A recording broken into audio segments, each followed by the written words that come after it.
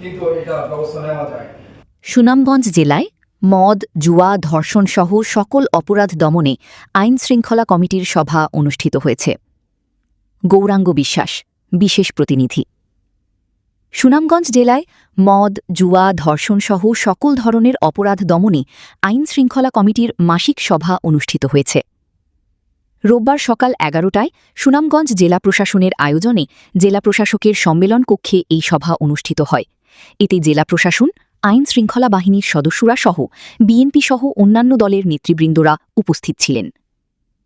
জেলা প্রশাসক মোহাম্মদ মিনহাজুর রহমানের সভাপতিত্বে ও অতিরিক্ত জেলা প্রশাসক সুনজিত কুমার চন্দের উপস্থাপনায় সভায় বিশেষ অতিথির বক্তব্য রাখেন police super ABM Zakir Hossain, মাদকদ্রব্য নিয়ন্ত্রণ অধিদপ্তরের উপপরিচালক আবুল হোসেন, সড়ক ও জনপদ বিভাগের নির্বাহী প্রকৌশলী ড মোহাম্মদ আহাদ আল্লাহ, বিজিবির সহকারী পরিচালক রফিকুল ইসলাম, র্যাব 9-এর উপসহকারী পরিচালক মোহাম্মদ ইদ্রিস আলীম, যেই তাহলে সরকার যেভাবে চাচ্ছে মাদকের ব্যাপারে জিরো টলারেন্স, আমরা সকলে মিলে কাজ করছি। যদিও ডিডি মহোদয় সাহেব অনেক কথা বলে চেষ্টা করছেন, কোন জনগণের স্বল্পতা সেই আছে, আমাদের কাজের ধরন বা ওনার কাজের ধরনে একটু তফাৎ আছে, সেই জন্য চেষ্টা উনিও করছেন, আমরাও চেষ্টা করছি।